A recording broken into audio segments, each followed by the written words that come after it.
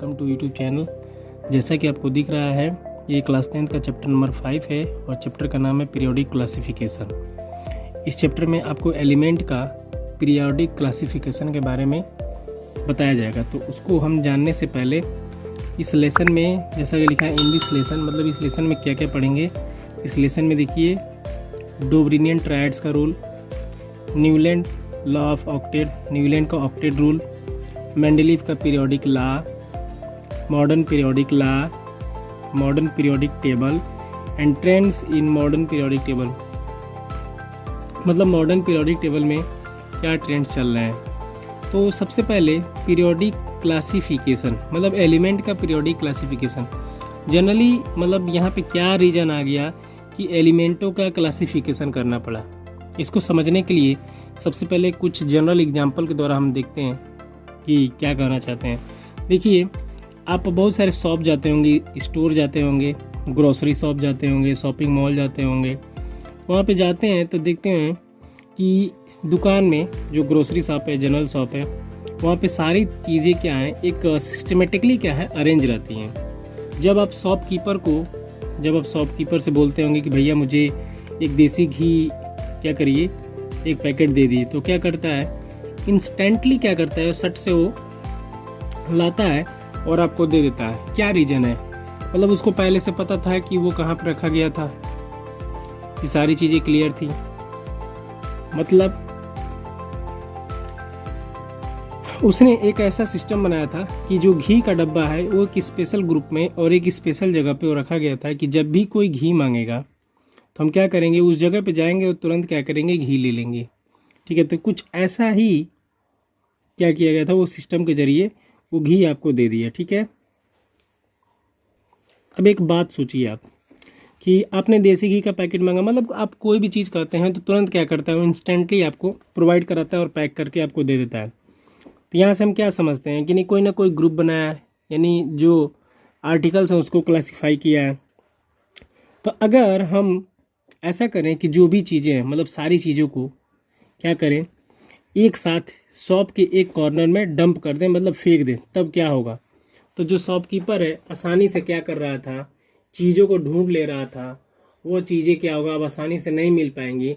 वो क्या होगा, अब आपको जल्दी से कोई भी सामान प्रोवाइड नहीं करा पाएगा।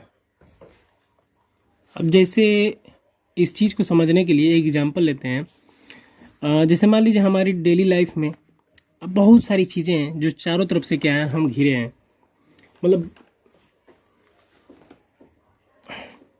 कि इतने बहुत सारे ऐसे चीज़ें हैं जो हम चारों तरफ से क्या हैं, घिरे हुए हैं। जैसे क्या क्या चीज़ें, मान लीजिए पेंसिल है, बुक्स हैं, नोटबुक्स हैं, रेफ्रिजरेटर हैं, टेलीविज़न है, माइक्रोवेव ओवन्स हैं, ठीक है, बाथ टब्स हैं, सोप्स हैं, शैम्पू हैं, एट्सेट्रा। मतलब बहुत सारी चीज़ों से हम क्या है, चारों तरफ से घिरे हुए हैं। लेकिन but all these things are different from one another in one and other way. लेकिन इन सारी चीज़ें, मतलब ये जो सारी चीज़ें हैं, एक दूसरे से काफ़ी क्या है, डिफरेंट है और अलग अलग वे में है। तो यहाँ पे क्वेश्चन ये अराइज होता है, क्या आप कैटेगराइज इनको इनकी प्रॉपर्टी और इनके एप्लीकेशन के आधार पे कर सकते हैं। जैसे यहाँ पे पेन दिया है, पेंसिल दिया है, बुक्स दिए हैं, नोटबुक्स दिए हैं, रेफ्रिजरेटर दिए हैं, टेलीविज़न दिए हैं, तो क्या आप इनको इनके प्रॉपर्टीज़ के अकॉर्डिंग और एप्लीकेशन के अकॉर्डिंग कैटेगराइज कर सकते हैं। तो हाँ, बिल्कुल कर सकते हैं, क्यों नहीं कर सकते हैं। जैसे मान लीजिए अगर कैटेगराइज करना हो तो पेन हो गया, पेंसिल हो गया, बुक हो गया, नोटबुक हो गया, ये सारे क्या है, ये स्टेशनरी आइटम है। अब ऐसे ही रेफ्रिजरेटर है, टेलीविज़न है, माइक्रोवेव ओवन है, ये सब क्या है, इलेक्ट्रॉनिक आइटम है। अब तीसरा आपका जो ग्रुप बनेगा वो क्या बनेगा, बाथ टब, सोप, शैम्पू और ये सब क्या है, हमारे बाथरूम के आर्टिकल्स हैं। तो यहाँ पे जनरली हमने क्या किया, तीन ग्रुप बना दिया। जो तीन ग्रुप बने हैं वो बहुत ईजी हैं। अब जैसे कोई पेंसिल मांगेगा तो स्टेशनरी और जो आइटम्स हैं वहाँ जाएंगे, देखेंगे, तुरंत दे देंगे। कोई मान लीजिए सोप्स मांगा तो जहाँ पे बाथरूम वाले जो आर्टिकल्स यहाँ पे रखे गए हैं वहाँ जाएंगे, निकालेंगे, दे देंगे। कोई इलेक्ट्रॉनिक आइटम मांगा, जैसे मान लीजिए रेफ्रिजरेटर बोला, टेलीविज़न बोला, माइक्रोवेव बोला, तो जो इलेक्ट्रॉनिक आइटम्स होंगे, जो इलेक्ट्रॉनिक की दुकान होंगे, वहाँ पे पर्टिकुलर जाएंगे तभी तो मिलेगा। यानी कि हर एक चीज़ के लिए क्या किया गया, एक पर्टिकुलर प्लेस बनाया गया है। तो यहाँ क्लासिफिकेशन हम क्या समझते हैं, यहाँ क्लासिफिकेशन हम ये समझते हैं कि the categorisation of certain things on the basis of particular property in a different group is known as a classification. मतलब सर्टेन थिंग्स मतलब कुछ वस्तुओं को उनके पर्टिकुलर प्रॉपर्टी के आधार पर कैटेगराइज करना डिफरेंट डिफरेंट ग्रुप में। मतलब ये पेंसिल है, ये पेन है, नोटबुक है, तो ये स्टेशनरी ऑब्जेक्ट हैं, तो इनको एक अलग ग्रुप में कैटेगराइज करना। तो ये एक स्पेशल प्रॉपर्टी हुई, एक पर्टिकुलर प्रॉपर्टी हुई। तो मतलब उनकी एक पर्टिकुलर प्रॉपर्टी के अकॉर्डिंग डिफरेंट ग्रुप में क्लासीफाई करना, कैटेगराइज करना क्या कहलाता है, हमारा क्लासिफिकेशन कहलाता है। जैसा कि आप क्लास 9th में जब पढ़ रहे थे तो आपका जो फर्स्ट चैप्टर था तो उसमें मैटर को क्या किया गया था, क्लासीफाई किया। तो जो एलिमेंट होता है हमारा उसकी प्रॉपर्टी क्या होती है, डिफरेंट होती है। तो एलिमेंट की प्रॉपर्टी डिफरेंट क्यों होती है, क्योंकि जो एलिमेंट होता है हमारा वो डिफरेंट एटम से मिलकर बना होता है। तो मान लीजिए डिफरेंट एटम से मिलकर बना है तो श्योर है, ऑब्वियसली है कि एलिमेंट की प्रॉपर्टी क्या होगी, डिफरेंट होगी। बट प्रॉब्लम क्या था, उस समय एलिमेंट बहुत ही कम थे। A very few element were discovered, मतलब एलिमेंट बहुत कम मात्रा में ही डिस्कवर किया गया था, जिसके कारण उनको लर्न करना, इंडिविजुअली लर्न करना बहुत ही ईजी था। लेकिन जैसे जैसे साइंस आगे बढ़ता गया, तरक्की होती गई, नए नए डिस्कवर होते गए, तो एलिमेंट के जो नंबर्स हैं वो क्या हैं, बढ़ते गए। तो उनकी प्रॉपर्टी भी क्या भी बढ़ती गई। और देखिए एलिमेंट डिस्कवर हुए तो कुछ नेचुरली भी मिले, फिर आर्टिफिशियली सिंथेसाइज भी किए जाते थे। तो इससे क्या हुआ, एलिमेंट की जो नंबर्स हैं वो क्या हुए, बढ़ते गए बढ़ते गए। अब इतना ज़्यादा बढ़ गए कि उन्हें इंडिविजुअली एलिमेंटों को, प्रत्येक एलिमेंट को स्टडी करना बहुत ही डिफ़िकल्ट हो गया। अब श्योर है कोई भी क्या करेगा, अगर बहुत ज़्यादा सामान दे दिया जाए, बोला जाए कि भाई आप इसमें से एक स्पेशल, इसमें से आप क्या करो, उसको कैटेगराइज करो। अब उसको पता है ही नहीं कि किस ग्रुप के अकॉर्डिंग उसको कैटेगराइज करना है, कौन सा बेस बनाना है, वो कर ही नहीं पाएगा। लेकिन अगर आप एक बेस बता देते हैं कि हाँ प्रॉपर्टी के अकॉर्डिंग आप कैटेगराइज करो, तो उसमें से क्या करेगा, वो आसानी से कैटेगराइज कर लेगा। तो यहाँ पे वही चीज़ें हैं कि पहले छोटा था, मतलब एलिमेंट कम थे, ठीक है, तो उनको लर्न करना बहुत ईजी था। लेकिन जैसे ही एलिमेंट क्या हुआ, ज़्यादा होता गया, तो उनको लर्न करना बहुत ही दिक्कत हो गया। तो साइंटिस्ट सोचे क्यों ना एक ऐसा सिस्टम बनाया जाए कि एलिमेंटों को उनकी प्रॉपर्टी के अकॉर्डिंग क्या किया जाए, अलग अलग एक ग्रुप में बांट दिया जाए।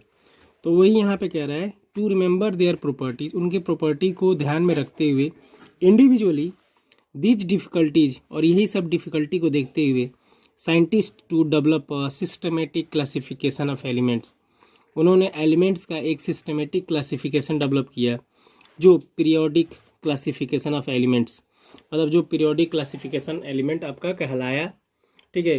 तो इसमें एक टर्म आता है पीरियोडिसिटी। पीरियोडिसिटी का मतलब क्या होता है, क्रमिक, मतलब एक फिक्स इंटरवल या एक रेगुलर इंटरवल के बाद एलिमेंट की प्रॉपर्टी का क्या होगा, रिपीटेशन होगा। जैसे मान लीजिए हाइड्रोजन है, तो हाइड्रोजन के बाद 2 एलिमेंट आपका क्या हो, खाली हो गया। उसके जस्ट फिर जैसे ही एक नेक्स्ट एलिमेंट आएगा तो उसकी प्रॉपर्टी क्या होगी, जो पिछला एलिमेंट था क्या होगा, रिपीट होगा। तो उसी की प्रॉपर्टी क्या होगी, सेम उससे मिलेगी जुलेगी। देखिए यहाँ पे पीरियोडिसिटी लिखा है और मैंने इसको हाईलाइट भी किया है, और ये बहुत ही इंपॉर्टेंट टर्म है कि पीरियोडिसिटी, इसी पीरियोडिक से आपका पीरियोडिसिटी बना है। तो इसका मतलब क्या होता है, देखिए पीरियोडिसिटी का मतलब क्या होता है, repetition of properties of element after regular interval in periodic table. जो हमारा पीरियोडिक टेबल है उसमें एलिमेंट की जो प्रॉपर्टी है उसका रिपीट होगा एक फिक्स इंटरवल के बाद, मतलब एक फिक्स इंटरवल के बाद क्या होगा, हर एलिमेंट की प्रॉपर्टी क्या होगी, बार बार रिपीट होगी। और इस क्लासिफिकेशन के कारण एलिमेंट जो बहुत सारे थे, जिनकी लार्ज नंबर थी, उनमें क्या हुआ, रिड्यूस हुआ। और इस रिड्यूस से मतलब उनको लर्न करना आसान हो गया। और इस रिड्यूसिंग के कारण to study the few groups of element as it divide the elements in a few groups on the basis of their properties. और इस रिड्यूसिंग के कारण एलिमेंट के कुछ ग्रुप को क्या किया गया, अध्ययन करने के लिए, ठीक है, उनके प्रॉपर्टीज के आधार पर कुछ ग्रुप में बांट दिया गया, ठीक है, जिसे क्या किया गया, which lead to the division of element with similar property in the same group. मतलब किस बेस पर किया गया, तो सेम ग्रुप के एलिमेंट को एक ग्रुप में रखा गया, मतलब जिनकी जैसी प्रॉपर्टी थी उस अकॉर्डिंग क्या किया गया, एलिमेंट को similar properties in the same group, मतलब जिनकी प्रॉपर्टी सेम रहती थी उनको सेम ग्रुप में रखते थे। अब कोई डिफर प्रॉपर्टी है तो उसको जो डिफर ग्रुप बनाया गया था उसमें रखा जाता था। और इन्हीं सब चीज़ों को देखते हुए और इन्हीं सब डिफ़िकल्टीज को देखते हुए आपका जो क्लासिफिकेशन टर्म है इसकी जन्म हुई, पैदाइशी हुई, ठीक है। और इस टर्म को शुरू करने वाले सबसे पहले साइंटिस्ट थे आपके लैवोसियर, और इसके बाद आपके बहुत सारे साइंटिस्ट आए, डोब्रिनियर आए, न्यूलैंड आए, मेंडलीव आए, ठीक है। और इसके बाद हेनरी मोजले भी आए थे, वो भी उनका भी नाम था। और इसके बाद जो मेंडलीव ने पीरियोडिक लॉ दिया था उसके बाद धीरे धीरे करते मॉडर्न पीरियोडिक लॉ आया, फिर मॉडर्न पीरियोडिक टेबल में कुछ और चेंज किया गया तो आपका मॉडर्न पीरियोडिक टेबल बन गया।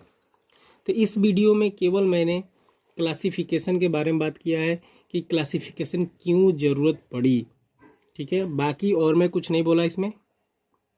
ओके, अब मिलते हैं नेक्स्ट वीडियो में इसका फुल्ली डिस्क्रिप्शन करते हुए। तब तक के लिए जय हिंद, जय भारत, खुश रहिए।